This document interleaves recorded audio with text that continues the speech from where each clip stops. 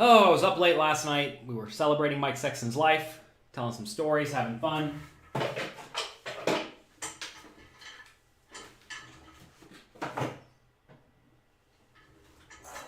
Looks like my kids got in the office a little bit.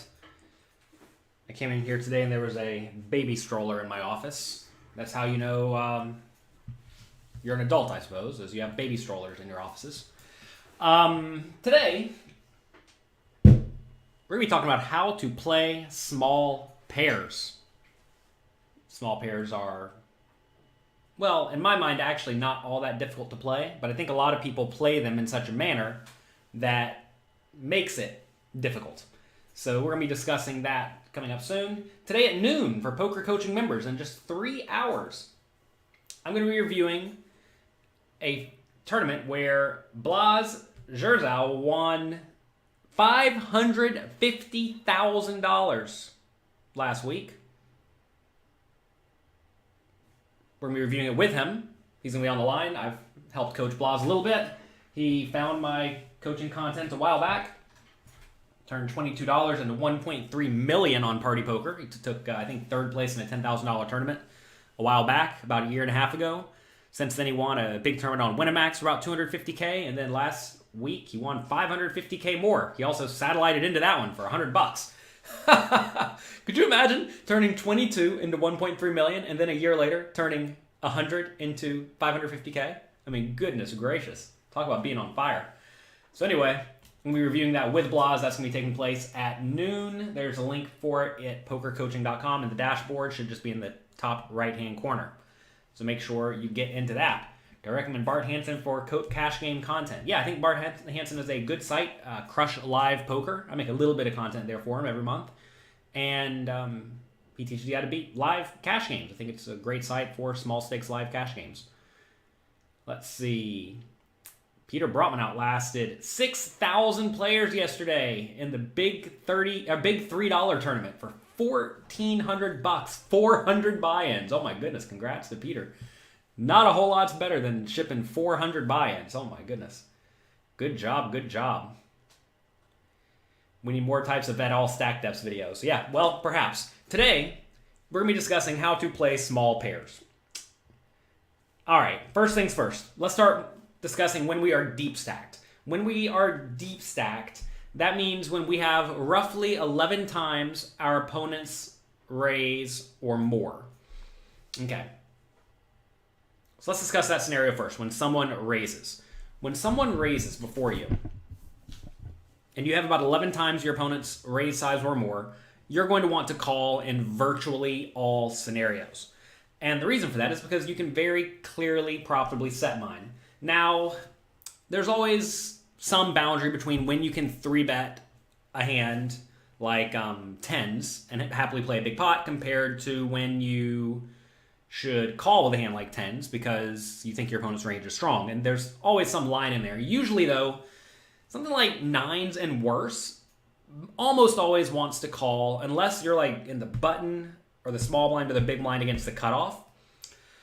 And then from whenever you're facing a raise from the earlier position, even hands like jacks and tens very often call. So you're calling with all the small pairs, just trying to get sets. And the medium to high pairs are where things get a little bit dicey, where you have to decide if you're happy playing a big pot or not. If you do 3-bet a hand like tens, though, and you get 4-bet, you're not really trying to fold.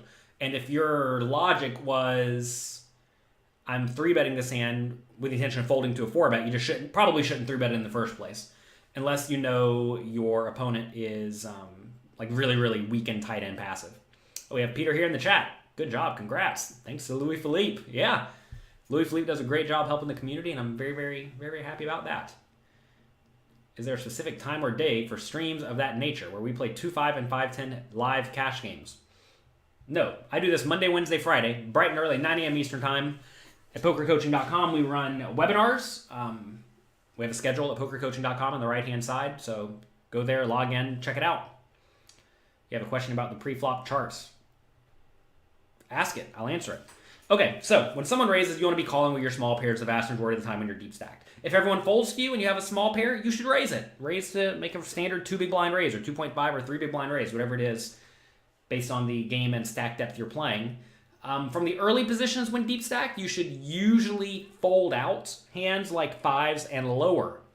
Whenever you're deep stacked, these hands start to run into like reverse implied odds issues, and it's pretty tough to play them out of position even when you do make a set, and especially tough to play when you miss.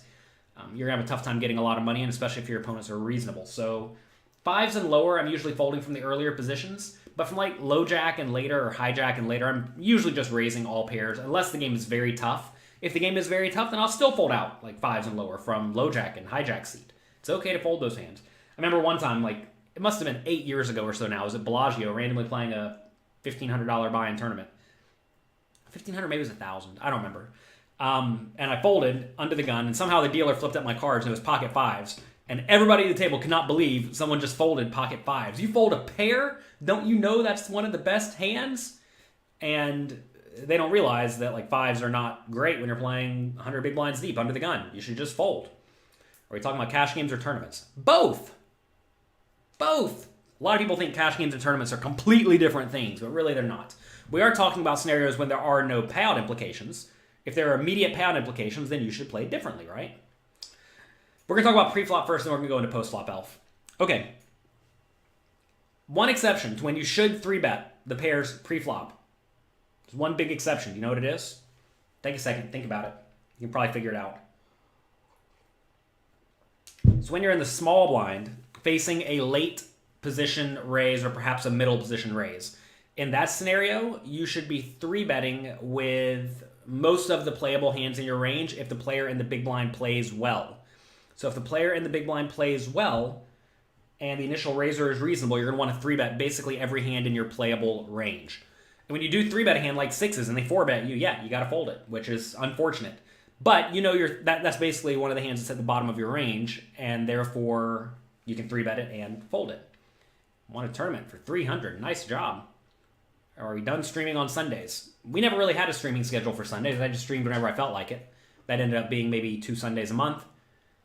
Still dealing with getting Ignition set up. I think I finally sent in everything they want. They keep asking me for more and more information. They want this number and that number and a bill and a passport and a driver's license and all this nonsense. So, still dealing with that. Seems like they have pretty good volume on the site though, so that's good. We're using the pre-flop GTO charts. You're under the gun. You're going to raise first in. When you're entering the amount of big blinds, are you entering the lowest effective stack? No, you're entering the stack that is most likely to be in play. So like if everybody has 40 big blinds besides one player with 10, you're not playing 10 big blind poker, you're playing 40 big blind poker, understanding that sometimes you have to account for that. Now, if you have 100 and everybody else has 40, then yeah, you're playing 40, right? Or if you have 100 and everybody has 10, then you're playing 10. So this is the tough thing about determining exactly what you should be raising with and exactly which chart you should be using, because it changes based on how people yet to act play and who you're likely to be against. Should you always late register for a tournament? Not necessarily. How do you get back on track when you're on a losing run? You never really got off track. You're going to run poorly sometimes. That's just part of life. No, smooth criminal. You're not hearing what I'm saying. You need to play the chart based on the stack you're most likely to be playing against. So if everybody has 40 big blinds besides one player who has 10, you're playing 40 big blind poker. And whenever you run into that player with 10 big blinds, you just get screwed a little bit. Let's say you have 40, somebody else has 40, and everybody else has 25. Play the 25 big blind chart. When you run into that player with 40, sometimes you aren't going to be in as great a shape.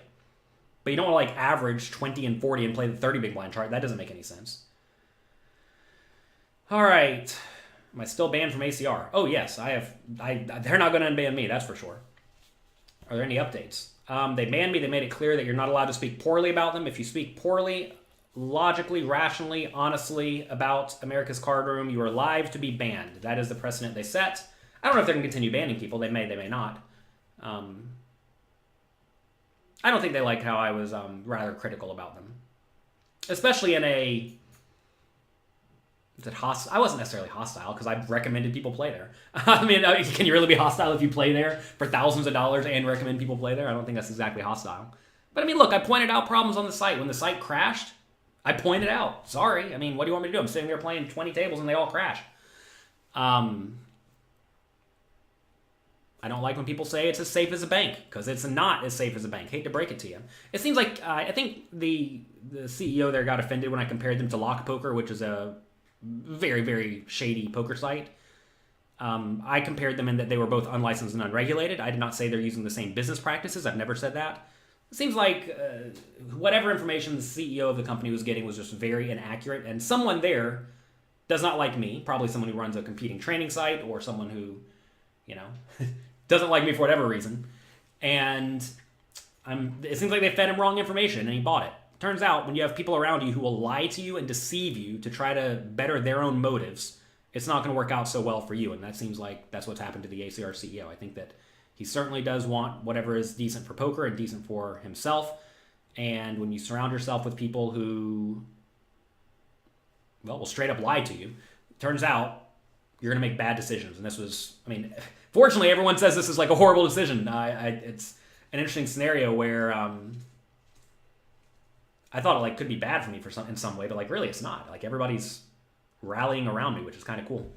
Freedom of speech out the window.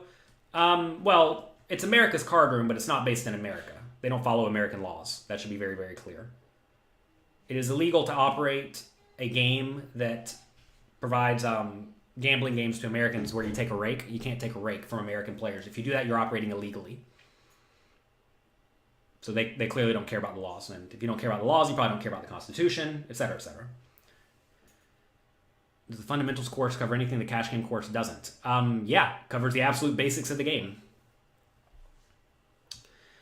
All right. What are small pairs? Small pairs, so look, when I say small pairs, I'm really talking about all pairs here, but small pairs are, 2s to 5s, 2s to 7s, I don't know, somewhere in there. You have to understand these terms. What is a small pair? What is a deep stack? People get really wrapped up in this idea of trying to very clearly define things, but in poker, things are very, very fluid. I was just reviewing hand histories for one of my employees, and there's a spot where he's like, he clearly has a problem where he'll have a good pre-flop hand, a good flop hand. It'll get bad on the turn and bad on the river, and then he'll still put a lot of money in the pot, and that's clearly a mistake, right? Because hands change values. And you have to make sure you understand that. But even 23 smooth here, saying 9s and under LOL is not even accurate, right? Sometimes 9s want to be re-raised and blasted all the money in with, and other times they want to be called and check folded on the flop, right? So anyway, okay. You all are getting me off track here.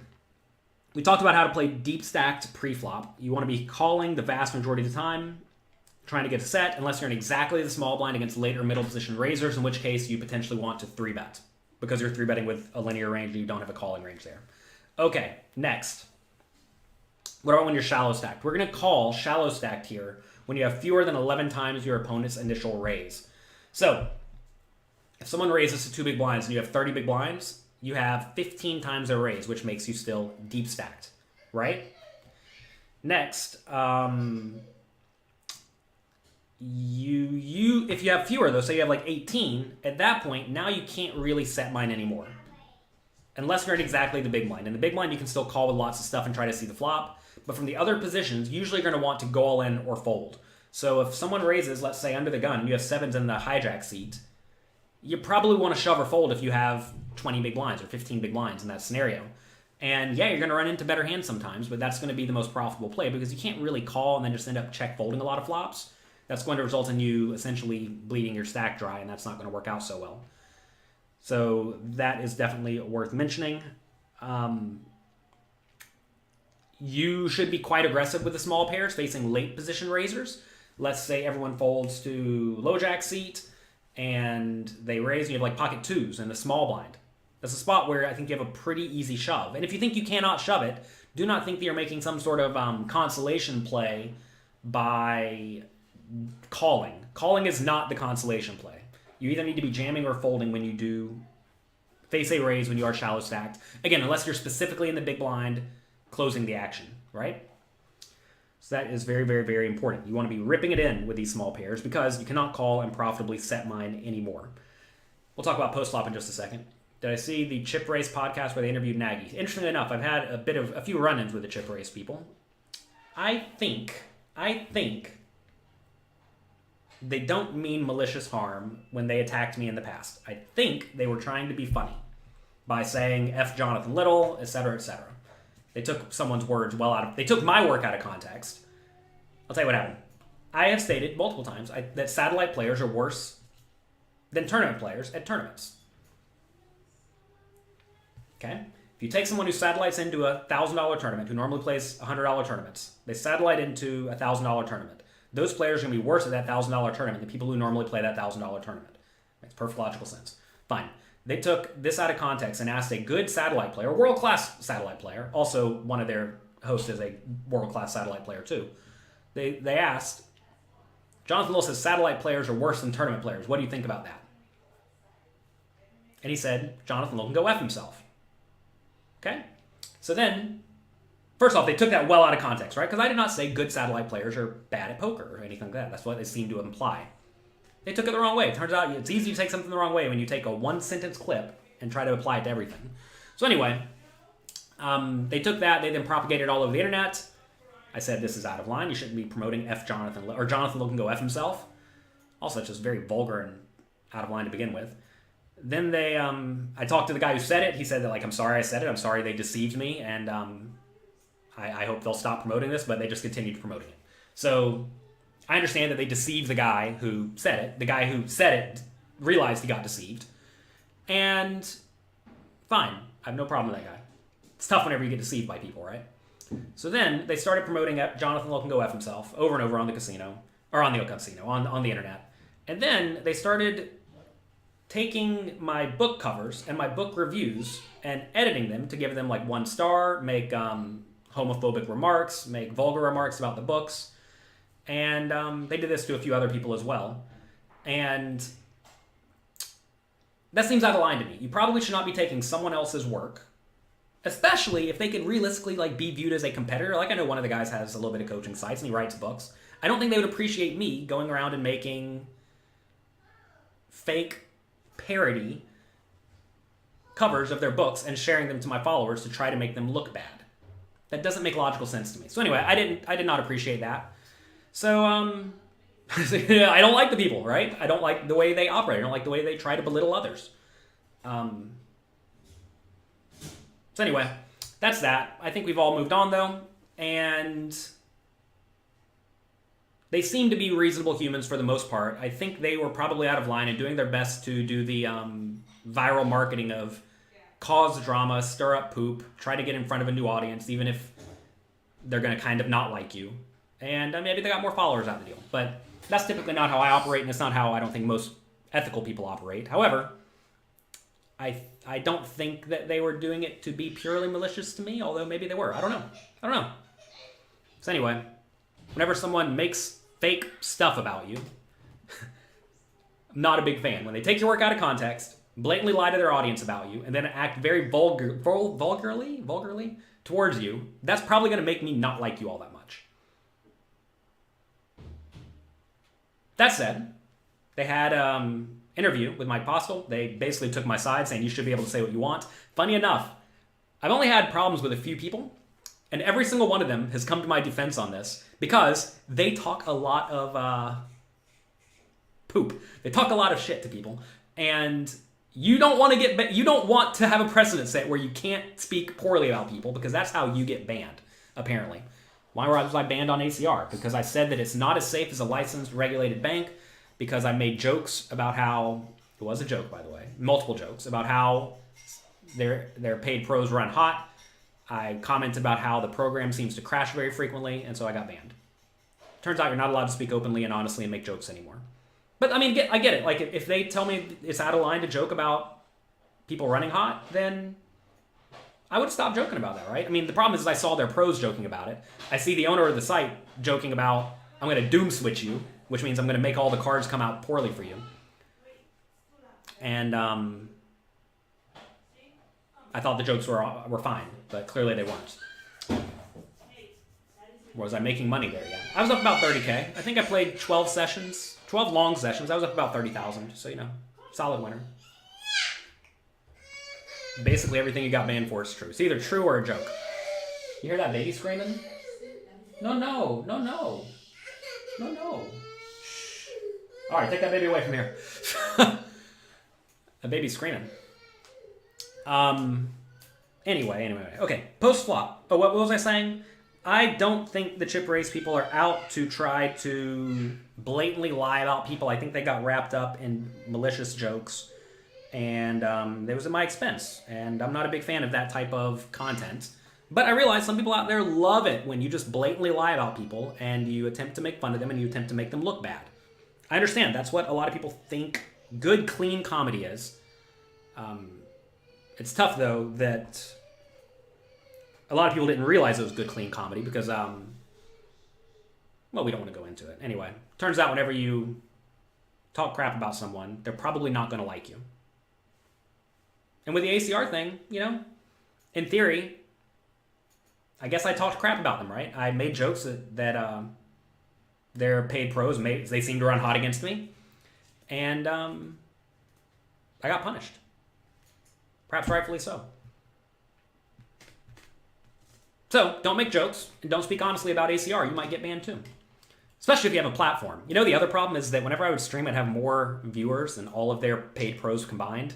And I get the idea that if one of the more popular viewers, or one of the more popular streamers, is not speaking so nicely about your site, maybe you want to get them off your site.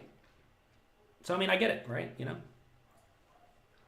It was funny that he said he would never ban a player. And then they banned me a year later. I would never ban a player for speaking poorly about my site. It's literally what he said on Twitter. Oh, that's fine. That's fine. I don't mind. I understand. It's a business decision. They'd rather not have my business, not have me paying $1,000 in rake a month or in rake a week. All right. Okay. How do we play small pairs after the flop? Essentially, the answer is, when you make a set, put some money in. And when you don't make a set, don't put some money in. Let's talk about when you make a set first, though. Why is that baby going off today? Okay. Whenever you have a small pair, if someone raises, you call, you flop a set. If they bet the flop, if the board is very uncoordinated, you usually want to just call because you don't need to be raising. I mean, I'm going to have to go get the kid if he keeps screaming. Can you guys hear this kid screaming outside? This is brutal. All right.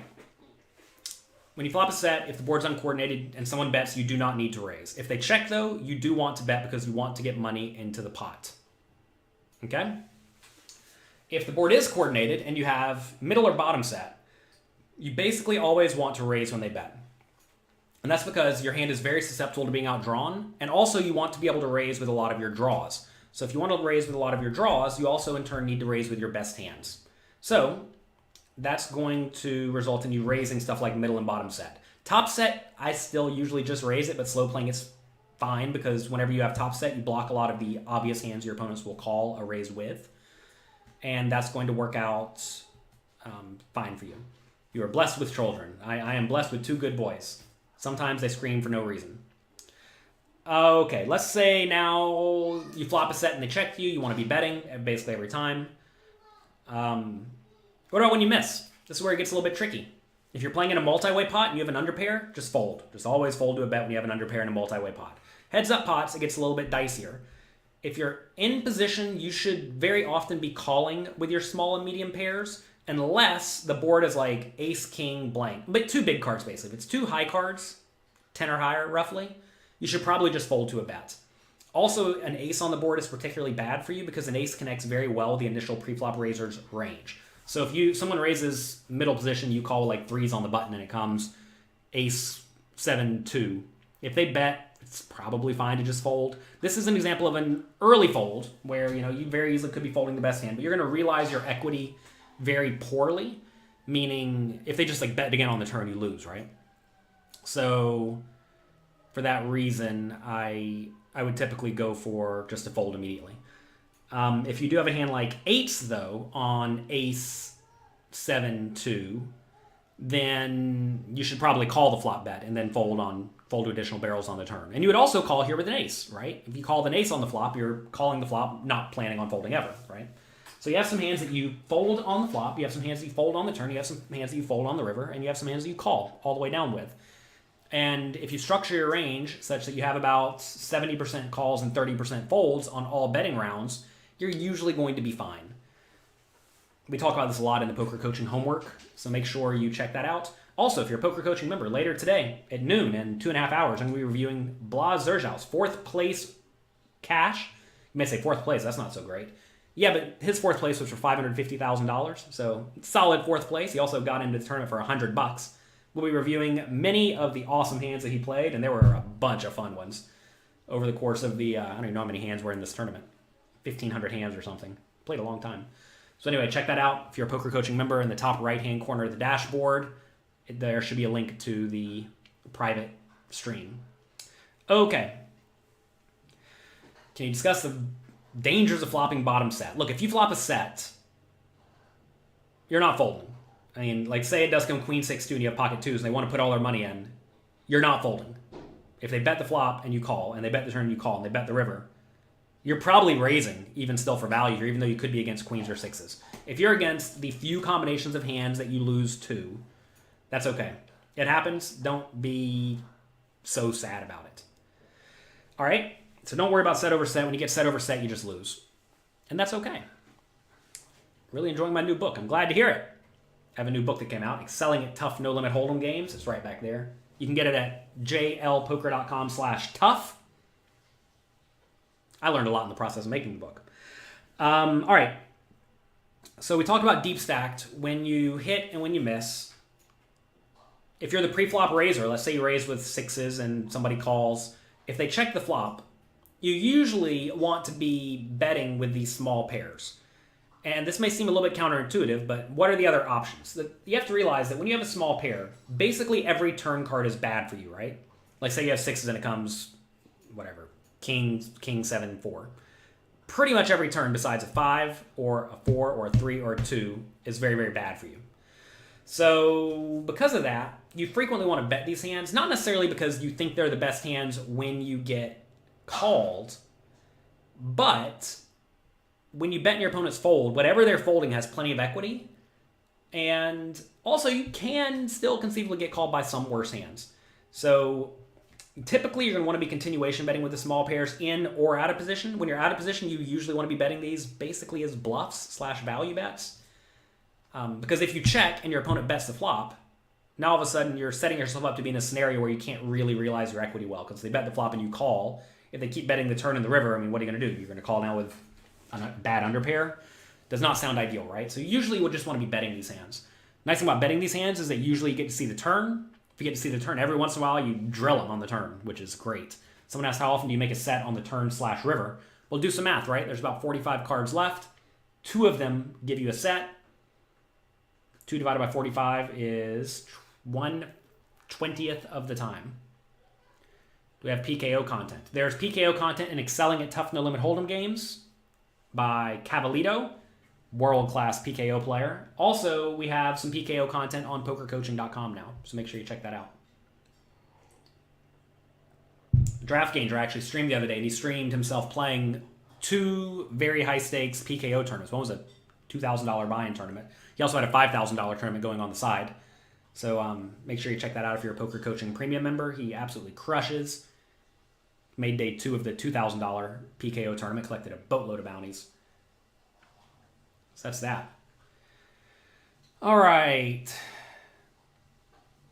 So what about when we're shallow stacked? Let's say we did call and we saw the flop. Let's say someone raised, we call with 3s in the big blind, and we decided not to shove. And the flop comes not without a 3. 9, 6, 4. We check, your opponent bets. Just fold. Just fold. It's okay to fold. It's okay to just get out of the way. Whenever you flop a bad underpair, realize while you could have the best hand some portion of the time, if your opponents are anywhere near reasonable, anywhere near aggressive, they are going to bet the turn sometimes, and that's just going to put you in a terrible spot. And the problem also is that when it goes check, check on the turn, very often you still don't have the best hand, because when they check behind on the turn, they often have some marginal made hand that beats your bad pair. So you definitely want to make sure that you are not over-defending from out of position. What is all this nonsense these people are talking on YouTube? Stop talking nonsense in my chat, please. We don't do that here. That's not how we operate. This is not 12-year-old kids playing video games here. We're trying to talk here like legitimate humans. All right. What about if the board is terrible? Say you have bottom set, pocket 8s on 10, 9, 8. you're getting your money in. The nice thing about sets is that either they're the best hand or the best draw. If they're the best hand, you want to get your money in. If they're the best draw, meaning you are against, let's say, a straight or a flush, you still have multiple outs to try to improve to a full house, right? So you're not trying to fold sets. A lot of people think that poker is about making these big, extravagant bluffs and these big, extravagant folds, and in reality, it's not. Just poker at the end of the day is about realizing your equity and making your opponents not realize their equity.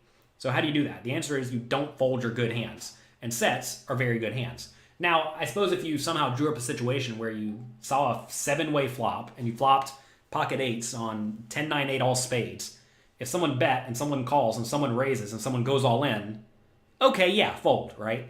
But that's just almost never the case. Or say you somehow check raise the flop with your pocket eights on 10-9-8 3 spades, turns a 6 of spades or queen of spades or whatever. Like, okay, now we're clearly not putting a whole lot of money in. That said, I may let it go check and then bluff catch on the river, but you're no longer putting your money in. So be aware of that. TJ says, what did you say up here? Hope you're having a great day, TJ. I'm the man and you admire my work ethic. Well, I think the secret to my work ethic is setting a schedule and then doing it. So I have a calendar. Just use Google Calendar, nothing fancy. And I have a lot of stuff scheduled. Where, like, today, I know I need to make some weekly poker hand podcasts, right? Haven't done it in a little while. I need to make some more. So you know what? I'm going to find a few hours today, and I'm going to make some weekly poker hand podcasts. And I'm just going to do it, right? It's not necessarily what I want to do, even though I do enjoy making the podcast. But I know I have to get it done. I have this show in the mornings, right? Monday, Wednesday, Friday, 9 a.m. You can be very confident, unless something happened the day before or I'm busy playing a tournament, I'm going to be here at 9 a.m., right?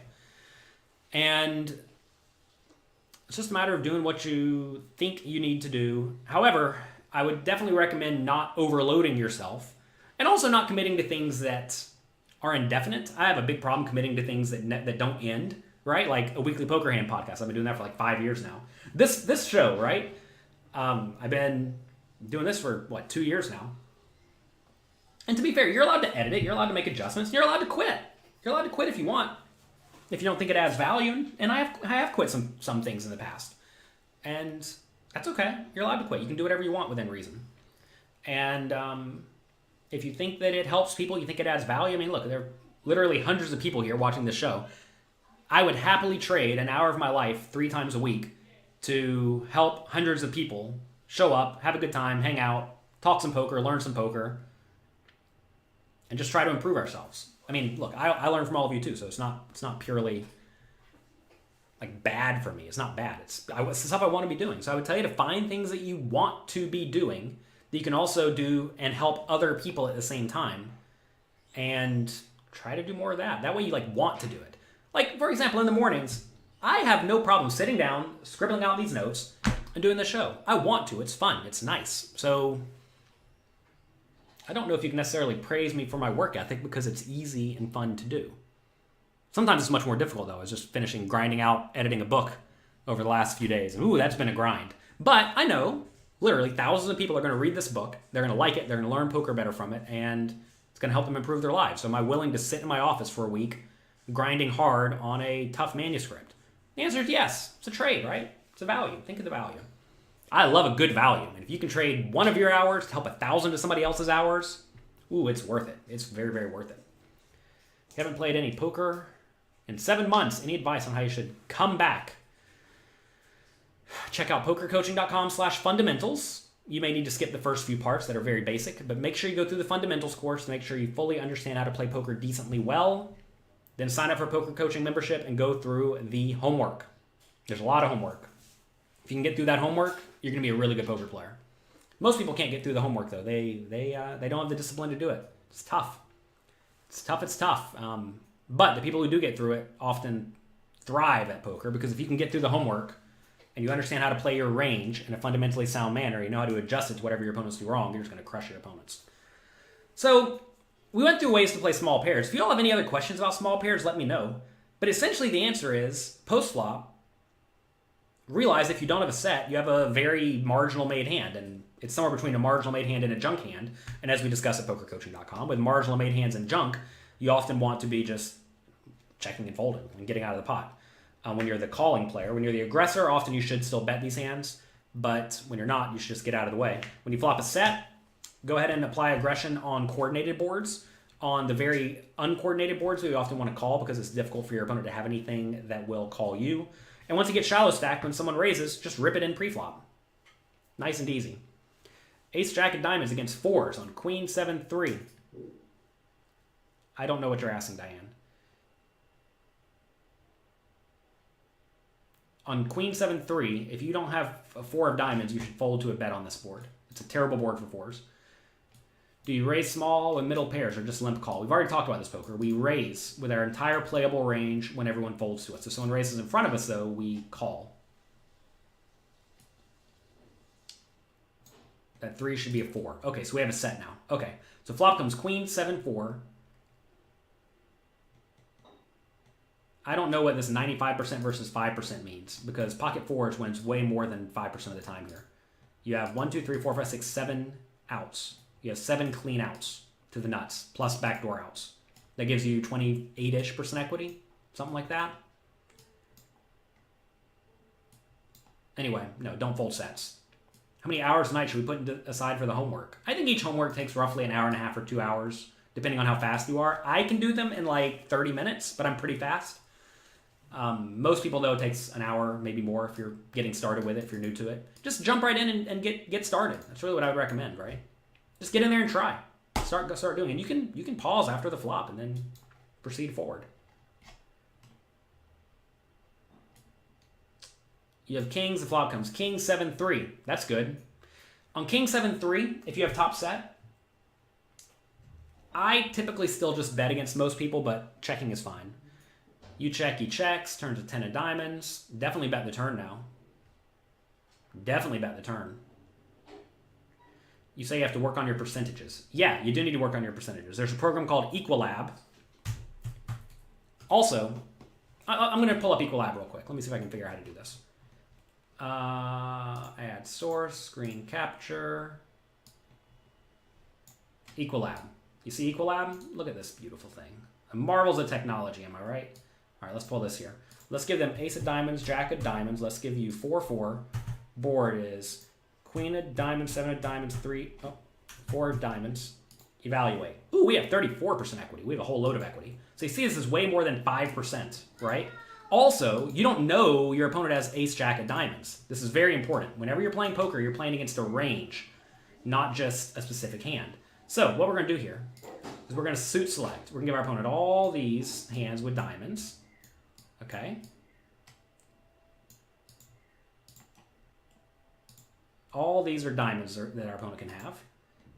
Let's also give our opponent, their board is queen, right? Queen 7-4. Let's say they're going to get it all in with all ace queen, all king queen, all pocket queens, all pocket sevens. I guess you can't see what I'm doing right now. I'm selecting. Let me see if I can do this. There we go. What else are they going to get in? Queen 7-3. They'll get it all in with queen 7 suited if they have it. Again, like who knows what their actual range looks like, right? Or queen 7-4. They'll get it all in with aces and kings. So now let's run it against this range. You see now we're at a whopping 61% equity. We're demolishing our opponent. What if now they ever have some hands like ace, x of diamonds? Sorry if you're watching this on Instagram, you can't see any of this stuff, but such is life. Let's just add in some suit selection for these ace, x of diamonds. We give them big card is diamond. Okay. Apply. Now you see we have, well, same thing, roughly 63% equity. If you're watching this on Instagram, check out youtube.com/pokercoaching or twitch.tv/JonathanLittle. So anyway, you see we have 63% equity against any reasonable opponent's range. There you go. Okay, so the idea of, oh my god, they have exactly ace jack of diamonds, what do I do, does not make sense because they don't have exactly ace jack of diamonds, they have all sorts of stuff.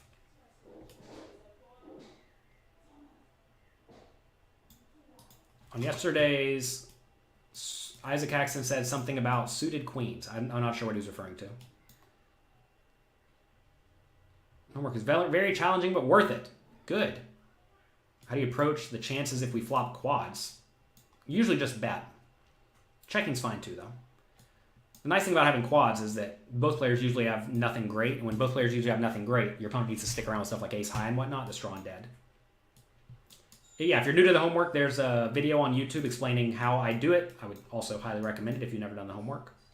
How do you find your leaks in Hold'em Manager? Find spots where you're losing. Easy way to do this is just go through individual hands over a large sample, and you'll see that, like say you're losing with, I don't know, King 10 offsuit and from early position. That probably means you shouldn't be playing the King 10 offsuit from early position, right? It's like that's just an easy way to clear up pre-flop leaks. You can look, you compare your stats to other good players' stats. Often these stats are available if you just search on Google. I'm actually in the process of making some program that will help with this type of thing, where you can input your stats and it'll tell you what you're doing wrong, but that's in the works. Anyway, compare your stats to other good players and also just look for spots where you're losing and ask, why am I losing here? You will lose from the small blind and big blind because you have to pay the big blind and the small blind every time, right? But you should be recouping a lot of that small blind or big blind. So instead of losing 100 big blinds per 100 from the big blind, maybe you should be losing like 50 or something like that. You've seen me fold 2s to 6s from early position. Why? Because they're not profitable.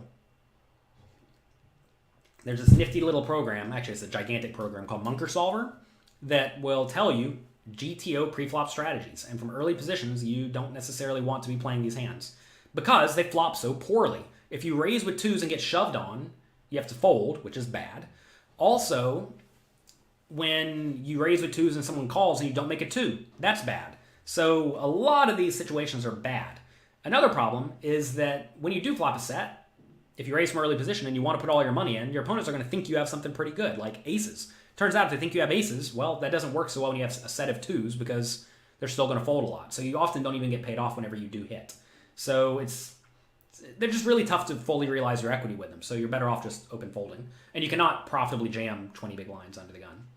We have an app, the Poker Coaching app. Just search Poker Coaching in iTunes or Android App Store. And there you can see full GTO strategies for all sorts of stack sizes. You're going to see the small pairs are often not played. Is there a 3-bet size you use with small pairs that is not all in? Only when you're very deep stacked. We discussed this earlier, Mark, where if you have greater than 11 times your opponent's raise, the only time you should really be 3-betting small pairs is when you're exactly in the small blind. And in that scenario, you want to just make a regular size 3-bet. So if they make it 3 big blinds, you can make it 11 big blinds. And if they make it 80, you fold, right? But you really should not be 3-betting the small pairs unless you are shallow, because they have a lot of value in just making the nuts post flop that you know you don't have to fold. So the only time you really want to be 3-betting small pairs are exactly when you're in the small blind when deep stacked, and when you're shallow stacked, when someone raises, you can shove it all in with the pairs. That's usually when you have about 11 times the opponent's initial raise or less. So if they make it if they make it 2 big blinds and you have 20, it's less than 11 times, right? That's 10 times. You should be going all in with your small pairs if you're going to play them. Unless you're in exactly the big blind. We went through all this initially in the beginning of the show. Do you always fold small pairs to a bet with 3 overcards on the flop? Yeah. Definitely. Unless you have straight draw and flush draw or something. You just finished the masterclass, and now you see many more spots to exploit the opponents. Great, David. That's exactly what we're going for. How does the small blind factor in when you have, say, 40 big blinds? So I definitely think it is reasonable to call from the small blind with your pairs. I don't have a problem with that. Say someone does raise and you don't necessarily want to 3-bet it and have to fold to a jam. Call, see a flop. That's okay. It's only bad whenever you get re-raised, right? And typically the big blind's not going to re-raise too often. Lexy Gavin here this morning. Good morning. Hope you're having a great day. It's bright and early. Everyone's tired, including me. We were up late last night celebrating Mike Sexton's life. It was his birthday, and WPT put on a memorial service for him, so that was a lot of fun. And then we stayed up afterwards telling stories, so that was a great time. Oh, I love Mike Sexton. He wrote the book, Life's a Gamble. Check it out. I think you can get it at jonathanlittlepoker.com/Sexton. Have I ever done a little coffee on playing Ace Queen? Listen, Dean, you should not really be so concerned with how to play specific hands, because Ace Queen is not all that different than Ace Jack. It's not all that different than King Queen. It's not all that different than Ace King. You have to understand that you're playing your range in essentially all scenarios. And when you ask, like, how do you play ace queen, go to pokercoaching.com, go to the homework. I explain how to play ace queen in literally every single example because I explain how to play every hand in every single example. And if you learn how to play every hand in every scenario, you're going to crush your opponents. But the idea of how do you play ace queen doesn't make a whole lot of sense. We did small pairs because they're easy, right? Ace queen is not so easy because ace queen is very often a premium hand when you flop top pair, or marginal made hand when you flop top pair, or middle pair, or ace high, or a draw when you get a gut shot, or junk when you just completely miss and get a terrible flop. So small pairs are either a marginal made hand, a weak marginal made hand, junk, or the nuts, basically always. And that's why they are very easy to play, which makes it nice for a short episode of A Little Coffee.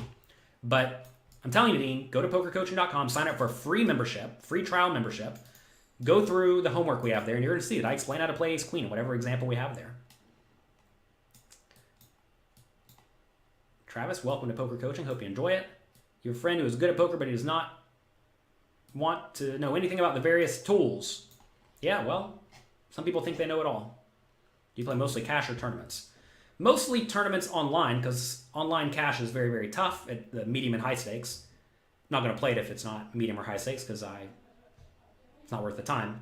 But live, I'll play cash games. Usually what I do is I go to a tournament series, and if I bust before, 8 p.m. or so, I'll play cash games until midnight, usually whatever the biggest soft game looks like, unless it's, humongous. But typically that ends up being like 10, 20, 25, 50, something like that. If it's 5, 10 or lower, sometimes I'll play, but I'd rather just sleep a lot of the time if that's the case. It's important to maximize your hourly rate whenever you are traveling to play poker, and you want to make sure you're maximizing your time. And if you know an extra 2 hours of sleep is going to let you play the $5,000 tournament the next day better, you'd probably rather do that than winning $200 playing 5-10 on average. Whereas if you're going to win, $1,000 playing 25-50, you start to give up 2 hours of sleep for $1,000, even if it is going to make your win rate lower the next day.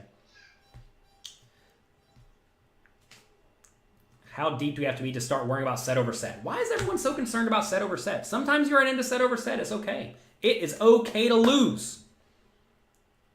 And the nice thing is when it is set over set, very often they also have aces and kings and queens and ace, top pair, top kicker in their range and draws in their range. So it's not only a set that your opponent has, unless of course they're very weak, very tight, very passive, and very bad.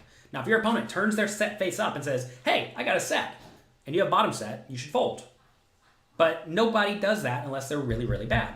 They're also going to be getting their money in with many, many weaker hands, and for that reason, you are not trying to fold your set. You're trying to get your money in. Now, let's say under the gun raises, you call with sixes, and let's say it comes queen, jack, 6. They bet, you decide to call. Turn is whatever. Let's say a 10. A 10 is a bad card, right? They bet, you call. Because now ace king beats you. River comes, whatever, 2. They bet again, using a big bet size. There, you should not raise and try to get all your money in, because when you raise, they're going to call you with the sets and ace king, and they're going to fold aces and kings, right? So in that scenario, you should just call on the river, but you're also not getting stacked for 100 big blinds, right? You're going to lose, 5 on the flop, 15 on the turn, 30 on 40 on the river. So you lose 50 or 60 big blinds. So you don't lose your entire stack.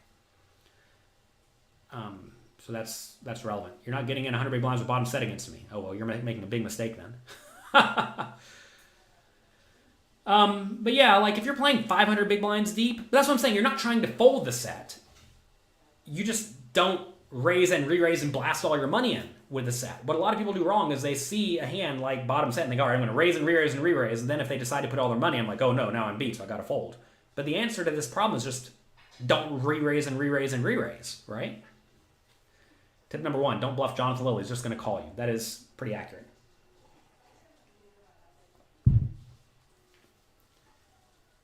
All right.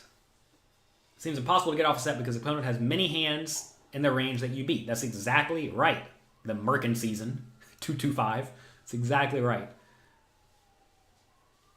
What's the lowest pair you'd be willing to go all in with in a heads-up pot if you're pushed by a maniac? That's not a great question, Shane, because you didn't mention the stack sizes, you didn't mention payout implications, etc. So let's say I raise 2s on the hijack seat and a button rips it all in for 25 big blinds. I'm going to fold, even against the maniac, because 2s doesn't do so well. against any range. You want to pull up Equalab again? Let's try. Let's see if I can do this. Add source, smart selection, because we're smart people here. Again, if you're on Instagram, sorry you can't see this. Here's Equalab again. Let's pull this up here. Let's give us 2-2. Let's give our opponent, I'm going to give the opponent, I know you can't see this, it doesn't matter. I'm going to give him a very wide range. Actually, I'll show you. Very, very wide range, okay? They're playing all sorts of junk. You see 2s has only 47% equity against a whole really, really wide range of junk. So 2s you should often fold for like 25 big blinds because you're going to win 47%, and that's about the odds you need whenever they're jamming for a lot. Let's say you have 3s though. Now we're not folding because now it's 50-50 and we're getting odds. Let's say we have 4s, we're definitely not folding because now we're a bit of a favorite and we're getting odds. Okay? Is this for tournaments or cash games? Both. Why does everyone think tournaments and cash games are so different? They're really not. If there are no payout implications, because you're not near the money, then cash games and tournaments are very much the same game. The only difference is stack depths, right? And if there's an ante in play. The games are not all that substantially different to the point that they require drastically different strategies. The game is basically the same. There are some differences, but it's not like you need to use a totally different strategy. You just have to understand that in tournaments, you need to know how to play the various stack depths very, very well, and you need to know how to adjust to the payout implications. Whereas in cash games, you usually need to know how to only play a few relatively deep stacks. Tournament life versus being able to reload. Doesn't matter all that much. Tournament life is drastically overrated unless your opponents are terrible. And most people are not terrible. In low stakes cash, people love to see the flop. So, but look, listen. That's a difference of the opponents in low stakes cash games are worse at poker. That's okay, right? Sometimes you're going to play against bad players in tournaments and bad players in cash games. If you tell me the players in cash games are just worse at poker, good. But that doesn't say anything about the actual game. That says something about the opponents you're playing against. So, I mean, like, you can play a high-stakes game. Sometimes I play high-stakes games, tournaments or cash games, and the players want to see every flop. Because they came there and they wanted to gamble. Plays like a tiny stakes game. But it's still a high-stakes game. You know, like, it doesn't matter. What matters is who are the players you are playing against in this exact game. That doesn't say anything about the actual strategic differences required for the game, assuming all players play the same. But you're saying your particular opponents play differently in various games, therefore you should adjust accordingly to whatever they do wrong, right? That's the name of the game. That is what poker is that in poker you adjust to whatever they do incorrectly. So if you know you're going to play a lot of multi-way pots, great, adjust, play accordingly. Fortunately, multi-way pots are really easy to play in. When you make a good hand, you put your money in, and when you don't, you don't. I discussed this in excelling at tough no-limit hold'em games, where most people drastically overvalue their hands in multi-way pots, which is why they all lose. This is why a lot of the small stakes players never move up, because they consistently put way too much money in after the flop with marginal made hands. You don't want to put all your money in with marginal made hands. What's a book for a new player? Mastering Small Stakes No Limit Hold'em. And what format should you play? You should play whatever format makes sense for your life, because some people are happy to play poker all day on the weekend. Some people want to play 1 hour at a time. If you want to play 1 hour at a time, tournaments are not for you. But if you want to play all day on a weekend, then play that. Is it wise to multi-table cash games and tournaments at the same time? I would generally recommend not. I would generally recommend multi-tabling the same game, unless you're very good at both games. All right, I have to go now. Louis Fleet says, thanks for putting on the Blas 550K review later today. Yeah, if you're a poker coaching member, you can sign up now at pokercoaching.com. I'm having a hand history review with Blas Zerjau, who won $550,000 last week. He's a poker coaching member. I've helped him with poker some. And he had another big score. So we're going to be there for, I don't know, however long it takes to go through his 20 or 30 hands that I have selected. It's probably going to take 2 hours or so. And we're just going to be going through a lot of neat poker hands. And if you all think I like to bluff, you have not seen nothing yet. Blas loves to bluff. He finds some spots where I'm like, ooh, that's not going to work. But then it just works. So maybe I need to be bluffing even more. Do you think there's a skill gap between American and non-American players? Yeah. If you play more hands, you'll probably get better in over time. Can you make $75K a year playing 1-3 live? How much do you make per hour? Let's get out the calculator. I'm going to show you how you can figure out this. How much do you make per hour playing 1-3 no limit? I'm going to show you how to use this using a simple calculator really quick to figure out how much money you will make if you are self-aware. Here's our calculator. Very fancy, I know. $30 per hour is going to be a good win rate at this game. Okay. $30 per hour times, you're going to grind because you want to make your money. Let's say we're going to play 8 hours a day. Let's say we're going to play 50 hours a week. Let's say we're going to play... what am I doing here? $30 per hour times... How many hours per day? 8. Let's say we're going to play 28 days a month. Times 12 equals $80,000 a year if you take almost no off days and you make $30 an hour and you play 8 hours a day. You see how hard that was to figure out? Not hard at all, right? It's important to know how to do basic math. Now, the difficult thing here is figuring out what your actual win rate is, right? A lot of people think they make more than they do. A lot of people don't want to put in the full time. What a lot of people do is they want to play 3 hours a day. 3 hours a day, 20 days a month. So 3 times 30 times 20 times 12. If you're going to be lazy, you're instead going to make $21K a year. Turns out if you work hard, you'll print money. And if you don't work hard, you won't print money. When I used to play at Bellagio every day, go and play 5 to no limit, I would sit there 12 hours a day, 7 days a week. And make, let's say, $100 an hour out the door, which is about right. 12 times 100. I play noon till midnight every day. $1,200 a day times, literally, let's say 29 days a month, times 12. That was my schedule for about 2 years, as you see. Works out pretty nicely if you sit there and you grind. All right. Michael, micro stakes sit and go player. Absolutely crushing it. Congrats. Good job. Good work. Monthly global rank. 2 out of 5,800 people. Congrats. Good job. All right. I'm going to go now. Have a great day. Enjoy yourselves. Make the most of your opportunity. All you can do is do your best. Help others. Enjoy your life. You want to help out Jonathan Little? Click the like button. Click subscribe. That lets the computer overlords know that you enjoy my work.